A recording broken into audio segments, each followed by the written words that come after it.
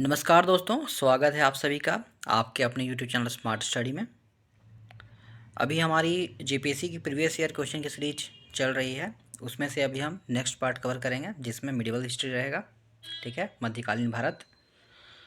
तो यहाँ पे स्टार्ट करते हैं दिल्ली सल्तनत से। यहाँ पे फर्स्ट क्वेश्चन है, शाहनामा का लेखक कौन था? तो जो शाहनामा जो था उसका लेखक था फिरदौसी। ऑप्शन सी यहाँ पे सही आंसर हो जाएगा। ठीक है, शाहनामा की रचना के लिए महमूद गजनवी ने शाहनामा के प्रत्येक शब्द के लिए 1 दिनार देने का वचन दिया था। ठीक है, तो शाहनामा फिरदौसी ने लिखा था। नेक्स्ट क्वेश्चन देखते हैं, निम्न में से किसने सुप्रसिद्ध साहित्यिक ग्रंथ तहकीक हिंद की रचना की थी? तो अलबरूनी ने क्या किया था? तहकीक हिंद की रचना की थी। तो ऑप्शन ए यहाँ पे सही आंसर हो जाएगा। ठीक है, तो अलबरूनी का जो जन्म है वो 973 ईस्वी में हुआ था। ठीक है, और ये गजनवी के शासनकाल में भारत आए हुए थे। इतना इंपॉर्टेंट फैक्ट है इसके रिलेटेड। अब हम यहाँ नेक्स्ट क्वेश्चन देखते हैं, प्रसिद्ध अरब विद्वान इब्न बतूता निम्न में से किसके शासनकाल में भारत आया था? ठीक है, तो ये मोहम्मद बिन तुगलक के शासनकाल में भारत आया हुआ था। ऑप्शन डी यहाँ पे सही आंसर हो जाएगा। ठीक है, जो इब्न बतूता था ये मोरक्को यात्री है। ठीक है, और ये 1333 ईस्वी में सिंध पहुंचा था। अगला प्रश्न देखते हैं,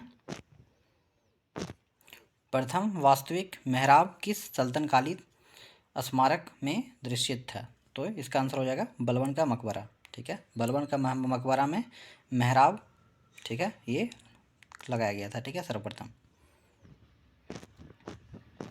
अगला प्रश्न देखते हैं, कुव्वत उल इस्लाम मस्जिद तथा 2.5 दिन का झोपड़ा क्रमशः स्थित है। ठीक है, तो ये दिल्ली और अजमेर में है। ठीक है, कुव्वत उल इस्लाम दिल्ली में है और अजमेर का झोपड़ा जो है वो 2.5 दिन का झोपड़ा जो है वो अजमेर में है। तो ऑप्शन सी यहाँ पे सही आंसर हो जाएगा।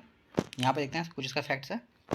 कुव्वतुल इस्लाम मस्जिद का निर्माण 1137 ईस्वी में कुतुबुद्दीन ऐबक ने दिल्ली विजय के उपलक्ष्य में दिल्ली में करवाया था, और 1230 ईस्वी में इल्तुतमिश ने इस मस्जिद के प्रांगण को दोगुना करवाया था, जबकि अलाउद्दीन खिलजी ने इस मस्जिद का विस्तार करवाया और कुरान की आयतें लिखवाई। ठीक है, इसके अलावा यह है कुतुबुद्दीन ऐबक ने अजमेर में 2.5 दिन का झोपड़ा नामक मस्जिद का निर्माण करवाया था।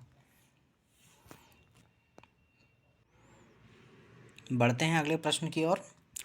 जजिया सल्तनत काल में मूल रूप से एक प्रकार का कर गैर मुस्लिमों पर लगाया जाता था, जिसके प्रतिफल में प्राप्त होता था जीवन एवं संपत्ति का सुरक्षा और सैन्य सेवा से छूट। ठीक है, ये दोनों चीज़ जजिया सल्तनत काल में गैर मुस्लिमों पर लगाया जाता था। ठीक है, जो टैक्स है, जिससे इसको 2 बेनिफिट होते थे। ठीक है, अगला प्रश्न है, तुर्की कुलीन वर्ग तुर्कान ए चहलगामी किसने बनाया था? तो ये इल्तुतमिश ने बनवाया था। अगला प्रश्न है, किस सल्तनत शासक ने सीमा विस्तार की नीति नहीं अपनाई? ठीक है, तो बलबन ने सीमा विस्तार की नई नीति नहीं अपनाई थी। इल्तुतमिश ने विस्तार किया था, गयासुद्दीन तुगलक ने भी किया था, फिरोज शाह तुगलक ने भी किया था, लेकिन यहाँ पे विस्तार की नीति बलबन ने नहीं अपनाया। ठीक है,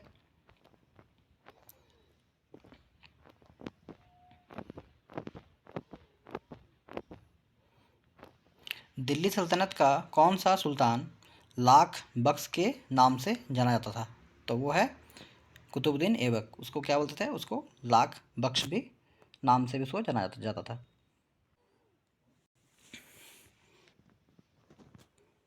अगला प्रश्न है, कुतुबुद्दीन ऐबक एक तुर्क था।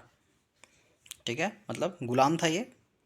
ठीक है, जो मोहम्मद गौरी था उसका ये गुलाम था कुतुबुद्दीन ऐबक। तो ऑप्शन डी यहाँ पे सही आंसर हो जाएगा। अगला प्रश्न है, मोहम्मद गजनवी एवं मोहम्मद गौरी के आक्रमण ने भारतीय नरेशों की सैन्य दुर्बलता को प्रकट किया। ठीक है, मतलब भारतीय जो राजा थे उनकी कमजोरी को प्रदर्शित किया है जब गजनवी और मोहम्मद गौरी ने का आक्रमण होता है। मोहम्मद गजनी के साथ भारत आने वाला मुस्लिम विद्वान था तो वो था अलबरूनी। ठीक है, गजनी के साथ कौन आया था? अलबरूनी आया था। उसी ने तहरीक हिंद की रचना की थी। इसके बाद है किरोड़ी शब्द राजस्व अधिकारी के रूप में निम्न किस शासक के प्रशासनिक पद्धति से संबंधित था? तो ये था किसके संबंधित था? ये था अलाउद्दीन खिलजी से संबंधित है। तो ऑप्शन ए यहाँ पे सही आंसर हो जाएगा। अगला प्रश्न है, किस सुल्तान के बारे में कहा जाता है कि उसने भूमि कर को उत्पादन के 50% तक कर दिया था? तो वो था अलाउद्दीन खिलजी। ठीक है, इसके बाद है दशमलव प्रणाली के आधार पर सेना का गठन किसने किया था? तो वो है अलाउद्दीन खिलजी ने ही किया था। ठीक है, अगला प्रश्न है, निम्नलिखित में से किसे अलाउद्दीन खिलजी के साथ खिलजी साम्राज्य के पतन का कारण माना जाता है? तो वो है मलिक काफूर। अगला प्रश्न है, फुतूहत ए फिरोज शाही के लेखक कौन थे? तो फुतूहत ए फिरोज शाही के लेखक थे फिरोज शाह तुगलक। ठीक है, FST नहीं GST, फिरोज FST है। ठीक है, ऑप्शन सी यहाँ पे सही आंसर हो जाएगा। अगला प्रश्न है, अमीर ए कोही एक नया विभाग किस सुल्तान द्वारा शुरू किया गया था? तो मोहम्मद बिन तुगलक के द्वारा अमीर ए कोही एक नया विभाग शुरू किया गया था। अगला प्रश्न है, राज्य के खर्च पर हज की व्यवस्था करने वाला पहला भारतीय शासक था? तो वो था फिरोज शाह तुगलक। फिरोज शाह तुगलक ने राज्य के खर्च के ऊपर हज की व्यवस्था करवाई थी। अगला प्रश्न है, तोता ए हिंद उपनाम से विख्यात प्रसिद्ध कवि अमीर खुसरो निम्नलिखित सभी के समकालीन था सिवाय? ठीक है, मतलब अमीर जो खुसरो थे वो सभी के समकालीन थे एक्सेप्ट, मतलब किस में नहीं थे, तो उसके बारे में पूछा गया है। तो यहाँ पे आंसर हो जाएगा इल्तुतमिश। ठीक है, गयासुद्दीन तुगलक के समय में भी समकालीन थे, अलाउद्दीन के समकालीन भी थे, गयासुद्दीन तुगलक बलबन के भी समकालीन थे, लेकिन इल्तुतमिश के समकालीन नहीं थे। तो ऑप्शन यहाँ पे डी हो जाएगा। अगला प्रश्न है, निम्नलिखित युग्मों में से गलत युग्म को पहचानिए। ठीक है, तो चिश्ती दिल्ली और दोआब में है। ठीक है, सुहरावर्दी सिंध में है, फिरदौसी बिहार में। ठीक है, लेकिन औलिया जो है वो मध्य प्रदेश में नहीं है। ठीक है, तो औलिया कहाँ पे है? तो दिल्ली में है। ठीक है, तो ऑप्शन सी यहाँ पे जो सही आंसर है वही हो जाएगा, मतलब गलत कुछ चुनना था यहाँ पे, तो ऑप्शन सी यहाँ पे हो जाएगा। अगला प्रश्न है, निम्नलिखित में से कौन 12वीं शताब्दी में गजनी साम्राज्य के पूर्ण विनाश का उत्तरदायी था? तो गौर का अलाउद्दीन हुसैन जो था वो क्या था? गजनी साम्राज्य के पूर्ण विनाश का उत्तरदायी था। अथावाना का क्या मतलब है? ठीक है, तो अथावाना का अर्थ है भू राजस्व विभाग। ठीक है, नेक्स्ट क्वेश्चन देखते हैं। 14वीं शताब्दी में जावा की पुस्तकों में जम्बू द्वीप किस देश को कहा गया है? तो भारत को कहा गया है जम्बू द्वीप है। ठीक है, मध्यकाल की सरकार एक समग्र संरचना थी, ये विलय था। तो फारस, अरब, तुर्क, मंगोल, भारतीय तत्वों का। ठीक है, ये सारे चीज़ों का समावेश था, इससे मध्यकाल की सरकार एक समग्र संरचना बनाती थी। नेक्स्ट क्वेश्चन यहाँ पे विजयनगर साम्राज्य से है। ठीक है, तो प्रसिद्ध हजारा मंदिर विद्यमान हिंदू मंदिर स्थापत्य कला का अभूतपूर्व नमूना है, यह निम्न किस शासक के काल में निर्मित हुआ था? तो वह है कृष्णदेव राय के शासनकाल में हिंदू मंदिर स्थापत्य कला जो हजारा मंदिर है उसका निर्माण हुआ था। तो आंसर यहाँ सी हो जाएगा, कृष्णदेव राय। बढ़ते हैं हम अगले प्रश्न की ओर। निम्नलिखित राज्यों में से दो भाइयों हरिहर तथा बुक्का ने किसकी स्थापना की थी? तो विजयनगर राज्य की स्थापना की थी दो भाइयों ने, हरिहर तथा बुक्का ने। ठीक है, ये 1336 ईस्वी में इन्होंने इसकी स्थापना की थी। इसमें से किसे आंध्र भोज भी कहा जाता है? तो कृष्णदेवराय को आंध्र भोज भी कहा जाता है। ठीक है,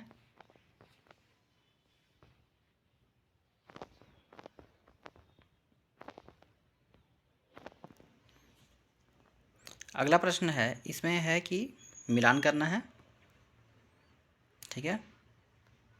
तो यहाँ पे देखते हैं, हलाइक ए हिंद, तहजीबुल अखलाक, कुंजुल तिजार, जवा म्यूल हिकायत, ठीक है। तो इसको मैच द फ्लोइंग है। तो यहाँ पे हक हकाइक ए हिंद का हो जाएगा अब्दुल वाहिद बिलग्रामी, ठीक है। तहजीबुल अखलाक का हो जाएगा इबन मिस्काविया, ठीक है। और कुंजुल तिजार का हो जाएगा बैलक अल कबायकी। और जवामिउल हिकायत का हो जाएगा सदरुद्दीन मोहम्मद औफी, ठीक है। तो ऑप्शन ए यहाँ पे सही आंसर हो जाएगा। बढ़ते हैं अगले प्रश्न की ओर। तो नेक्स्ट क्वेश्चन देखिए क्या है, भारत ने चिश्ती सिलसिला किसने प्रारंभ किया? तो शेख मुद्दीन ने क्या किया था? चिश्ती सिलसिला का शुभारंभ किया था, स्टार्टिंग किया था, ठीक है।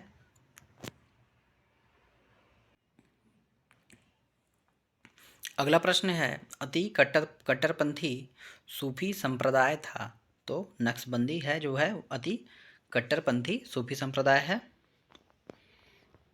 अगला प्रश्न है, निम्नलिखित में से किसने दिल्ली के 8 सुल्तानों का शासन देखा था? तो वो है अमीर खुसरो, ठीक है। अमीर खुसरो था, वो बहुत सारे शासक के समकालीन थे, ठीक है। अगला प्रश्न है, विशिष्ट अद्वैत सिद्धांत के संस्थापक कौन थे? तो ये है रामानुजाचार्य।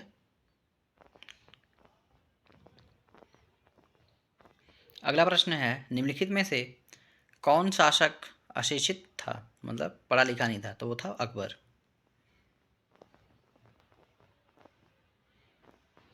नेक्स्ट क्वेश्चन देखते हैं, निम्नलिखित में से कौन सा जोड़ा सुमेलित नहीं है? ठीक है। तो पानीपत का युद्ध 1526 यहाँ दिया हुआ है, खानवा का युद्ध 27 दिया हुआ है, प्लासी का युद्ध 1758 दिया हुआ है, और चित्तौड़ का युद्ध 1567 दिया हुआ है। तो यहाँ पे जो है प्लासी का युद्ध है वो 1757 में हुआ था, ना कि 1758 में। तो ऑप्शन सी यहाँ पे रॉन्ग आंसर हो जाएगा, मतलब यहीं पे ऑप्शन सी यहाँ पे मार्क कीजिएगा आप। नेक्स्ट क्वेश्चन देखिए यहाँ पे आप, जजाऊ का निर्णायक युद्ध किन 2 मुगल राजकुमारों के बीच हुआ था? तो ये बहादुर शाह फर्स्ट और मोहम्मद आजम शाह के बीच में हुआ था। इसके बारे में देखते हैं, 1707 ईस्वी में औरंगजेब की मृत्यु के पश्चात मुगल शासक साम्राज्य में उत्तराधिकारी को लेकर संघर्ष शुरू हो गया। इसी क्रम में मुअज्जम बहादुर शाह वन जो फर्स्ट है और मोहम्मद आजम के बीच में सामूगढ़ के पास जजाऊ में निर्णायक युद्ध हुआ था, ठीक है। अगला प्रश्न देखते हैं यहाँ पे, मुगल काल में निम्नलिखित में से किस महिला ने ऐतिहासिक विवरण लिखे हैं? तो वो है गुलबदन बेगम ने, ठीक है। तो बाबर की जो पुत्री थी गुलबदन बेगम, वो हुमायूं नामा लिखी थी, ठीक है। अगला प्रश्न है, इनमें से कर व्यवस्था को बंदोबस्त व्यवस्था के नाम से भी जाना जाता है? तो वो है जाप्ती को, ठीक है। जाप्ती कर व्यवस्था को बंदोबस्त व्यवस्था के नाम से भी जाना जाता है। भूमि की माफ़ करके नगद वसूली को जब्ती प्रणाली कहा जाता है, ठीक है। भूमि की माफ़ करके अनाज के रूप में वसूली को नक्श या कनकुत प्रणाली कहा जाता है। उत्पादित फसल के अनुमान के आधार पर लगान निर्धारण को गलगा बख्शी कहा जाता है, ठीक है। टोडरमल बंदोबस्त अकबर के समय में 1580 ईस्वी में लागू की गई थी। चलिए नेक्स्ट क्वेश्चन देखते हैं, किस मुगल बादशाह को जिंदा पीर कहा जाता था? तो वह है औरंगजेब, ठीक है, बहुत कट्टर था ये। अगला प्रश्न है, निम्नलिखित में से कौन सा कथन औरंगजेब के बारे में सत्य है? ठीक है। तो उसने सिक्कों पर कलमा लिखवाना बंद कर दिया, नवरोज का त्यौहार मनाना समाप्त कर दिया, और मुहतसिब नियुक्त किया, ठीक है। ये सारे ऑप्शन सही हैं, मतलब ऑप्शन डी हो जाएगा। अगला प्रश्न है, निम्नलिखित में से कौन सिंहासन रूढ़ होने के पश्चात सम्राट औरंगजेब कहलाया? तो वो है मुहीउद्दीन मोहम्मद, ठीक है, मतलब ऑप्शन बी यहाँ पे सही हो जाएगा। किस मुगल बादशाह ने तंबाकू के प्रयोग का निषेध लगवाया? तो वह है जहांगीर।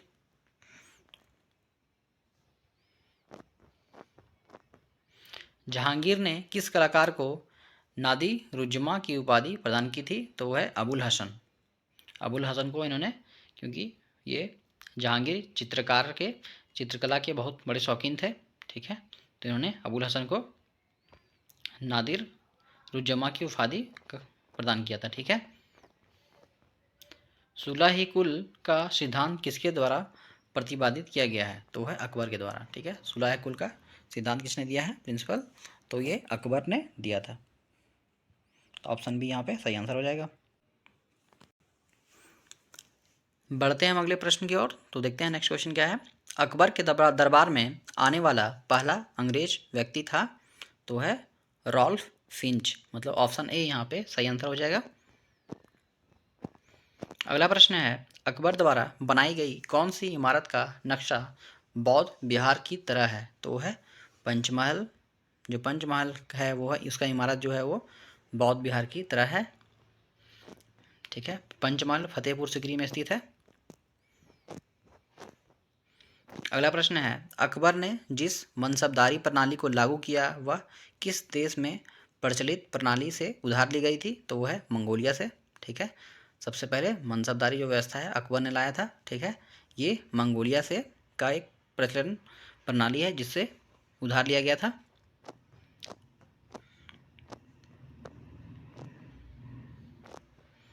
शुद्ध चांदी के रुपये का आविष्कार किसने किया था?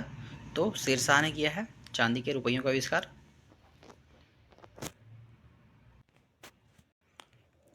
नेक्स्ट क्वेश्चन देखते हैं, किस शासक को ग्रांड ट्रंक रोड के निर्माण का श्रेय दिया जाता है? तो वह है शेरशाह सूरी।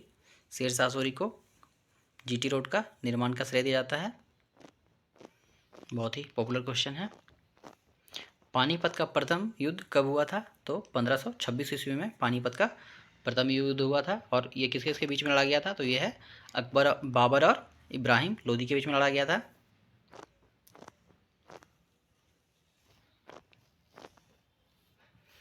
अगला प्रश्न है, कौन सा युद्ध बाबर नहीं लड़ा गया, ठीक है।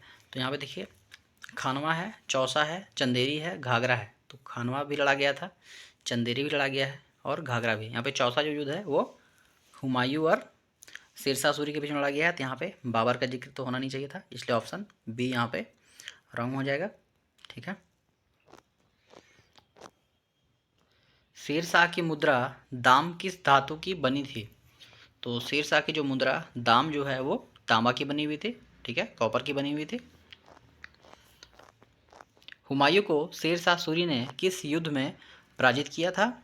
तो कन्नौज के युद्ध में, बिलग्राम में शेरशाह सूरी ने हुमायूं को पराजित किया था।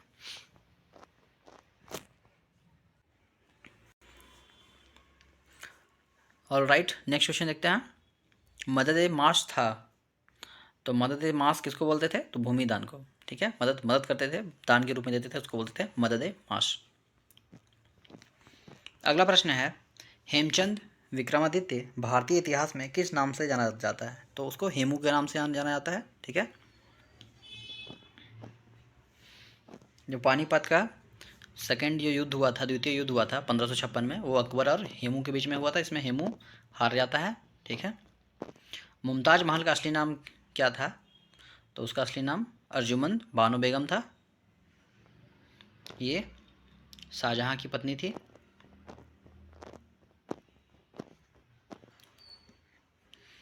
निम्नलिखित में से शाहजहां के किस पौत्रों ने औरंगजेब को पुत्र पुत्रियों से वैवाहिक संबंध किए?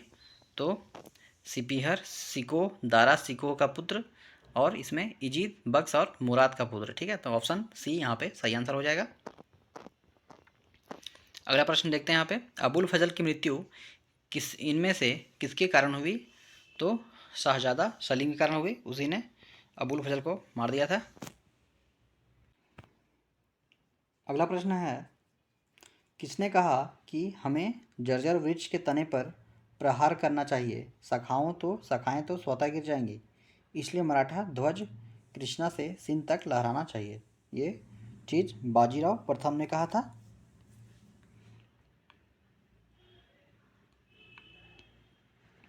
अगला प्रश्न है, निम्नलिखित में से कौन सा किला शिवाजी द्वारा सर्वप्रथम जीता गया? तो वो है तोरण का किला, सर्वप्रथम शिवाजी के द्वारा जीता गया था। ये कब था? ये 1646 ईस्वी में जीता गया था। निम्नलिखित में से किस किले में से राजा राम 8 वर्षों तक मुगलों के अधिकार में रहा? तो वह है जिंजी। ठीक है, जिंजी के किले में 1690 से 98 के बीच में मुगल सम्राट औरंगजेब ने जुल्फ़िकार अली खान को कर्नाटक के नवाब के रूप में नियुक्त किया था। उसे जिंजी के किले को घेरने और कब्जा करने के लिए भेजा था। ठीक है, अगला प्रश्न है, निम्नलिखित में से किसने सम्राट बहादुर शाह द्वितीय के 2 पुत्रों एवं एक पौत्र का कत्लेआम किया? तो यहाँ पे ऑप्शन सी हो जाएगा, लेफ्टिनेंट हडसन। लेफ्टिनेंट हडसन ने बहादुर शाह द्वितीय के 2 पुत्रों एवं एक पौत्र का कत्लेआम किया था। तो ऑप्शन सी यहाँ पे सही आंसर हो जाएगा। अगला प्रश्न देखते हैं यहाँ पे, शिवाजी ने कब छत्रपति की उपाधि ग्रहण की? तो 1674 ईस्वी में शिवाजी ने छत्रपति की उपाधि धारण की थी। पानीपत का तीसरा युद्ध कब हुआ था? तो पानीपत का तीसरा जो युद्ध था वो 1761 में हुआ था। ये आपका अफ़गानिस्तान के अहमद शाह अब्दाली के बीच में हुआ था और शिवदास सदाशिव के बीच में लड़ा गया था। इसके ऊपर मूवी बन चुका है। ठीक है, तो मिलते हैं फ्रेंड्स नेक्स्ट वीडियो में। नेक्स्ट वीडियो में मैं मॉडर्न हिस्ट्री का पार्ट लेकर के आऊँगा। चैनल में आप अभी नए हैं तो चैनल को सब्सक्राइब कर लें और बेल आइकन को भी प्रेस कर लें। काफ़ी मेहनत लगती है फ्रेंड्स वीडियो को बनाने में, तो उम्मीद करते हैं कि आप लोग वीडियो को लाइक करेंगे और शेयर भी करेंगे ताकि ज़्यादा से ज़्यादा लोगों तक ये पहुंच सके। बहुत सारे ऐसे स्टूडेंट हैं जिनके पास स्टडी मटेरियल नहीं होती है, वो भी इस वीडियो का लाभ उठा सकेंगे। ठीक है, थैंक यू फ्रेंड्स, मिलते हैं नेक्स्ट वीडियो में। तब तक बने रहिए हमारे साथ। धन्यवाद।